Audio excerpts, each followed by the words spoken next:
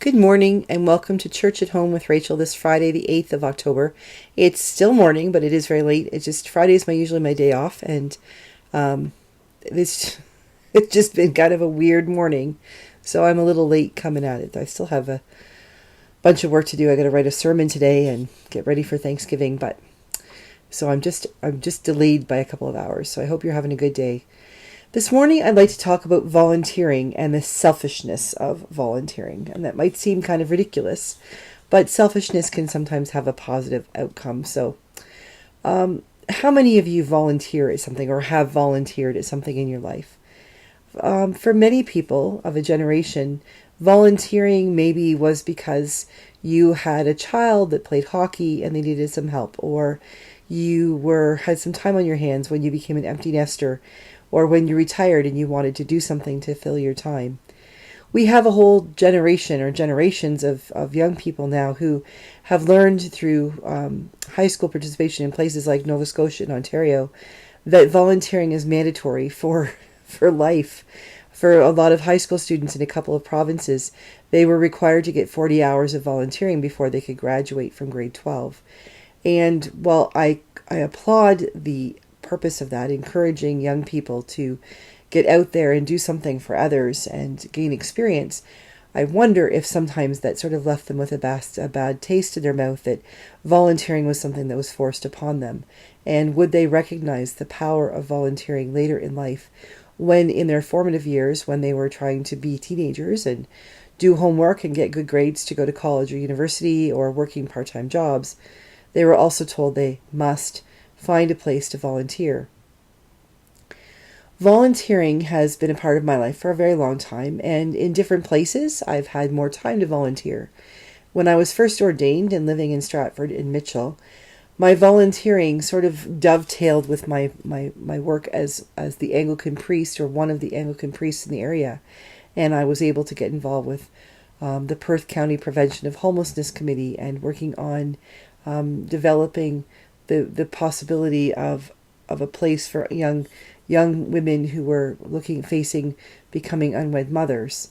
Things like that. Lots of opportunities. I volunteer with a group called SAIL, Stratford and Area Access to Independent Living, trying to sort of mitigate homelessness in young people, in teenagers, and help them find solutions to problems and things like that. And that was very powerful. When I moved to London, a brand new parish, and met my future husband, things were busy in the parish and I didn't have time, wasn't there very long, to volunteer. Same thing in Sarnia. When we moved to Borden, I had lots of time on my hands, so I volunteered with the Borden Military Family Resource Center and eventually became president of chairperson of the board. In Halifax, I was busy. I had a big parish, lots of going on with the diocese, and then a teenager living in the house who didn't have a driver's license. So guess who did a lot of driving? But now I'm back in a place where I have a great parish. I have an opportunity with some time to give back to the community.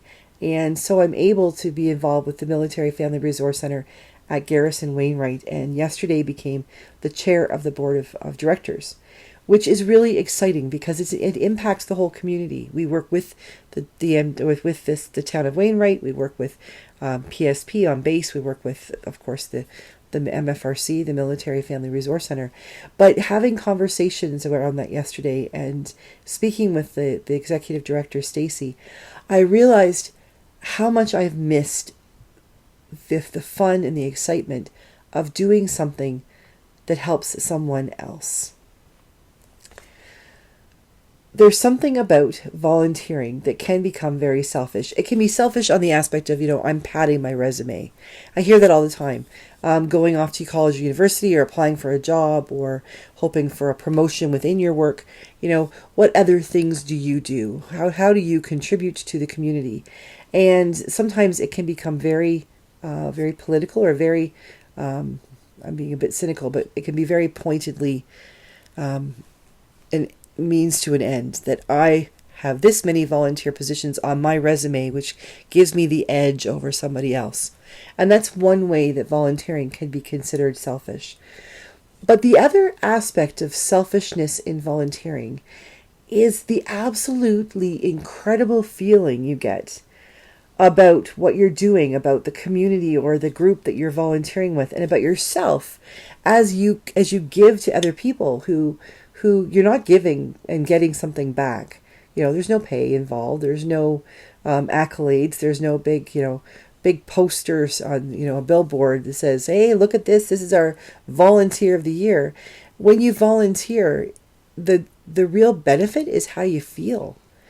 I'm not a runner, as you can see, but I've heard people say about exercising and running that, you get to that point where you run and the endorphins kick in, and that's why you do it. Like, it's just incredible how you feel. Yeah, I've never experienced that with exercise myself. However, I have experienced that with volunteering. When you walk down the street and somebody says hi to you or says thank you for what you do, and you realize that that's somebody that you've helped in how you've contributed, and that their life is better because of it. Or, when you've got a weekend, your day off is Saturday, and yet you have to go in to volunteer because there's a volunteer training session, and you're just like, oh, do I really want to go? And you get there, and after your first cup of coffee and muffin before you get all started, you realize you really are enjoying the people that you're working with, and you are powerfully moved by the mission of the group that you volunteer with. And there's an incredible sort of spiritual endorphin that comes with volunteering.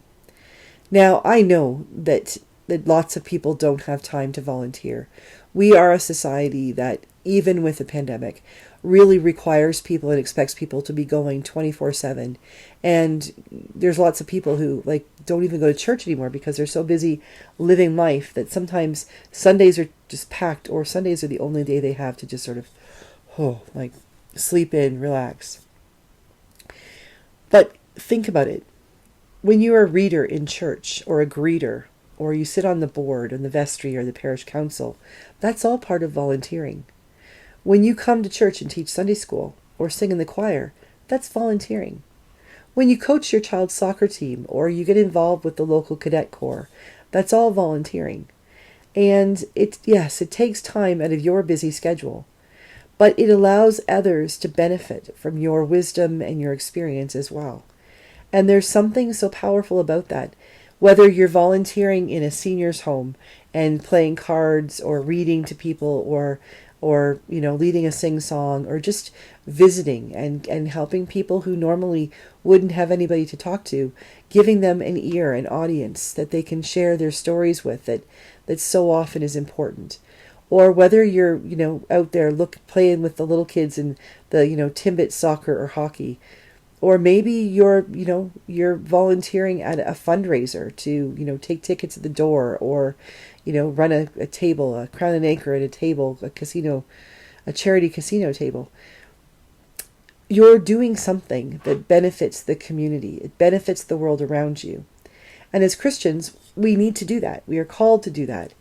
I sometimes think that as a priest, it's difficult to do that because I get paid, I have a living at doing that, so that my volunteering needs to come from someplace outside of the church. So I could volunteer to participate in things church-wise, but then there's a fine line between that's work or volunteering. So when I do volunteer, I try to think of it in terms of things that are done in the name of Christ outside of the church. And for the board of the Military Family Resource Center, the in the name of Christ thing doesn't come forward. I don't pray now that I'm the chair of the meeting. We don't open the meeting with prayer because that's not the way things work in something like that.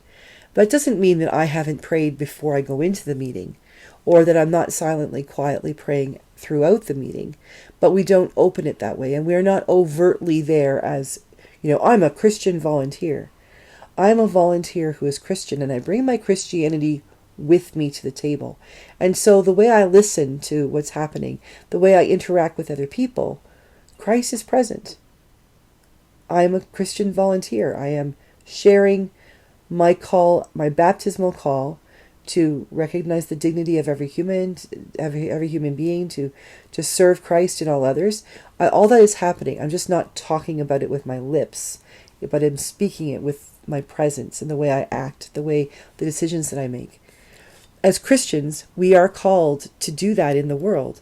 It doesn't have to be through church.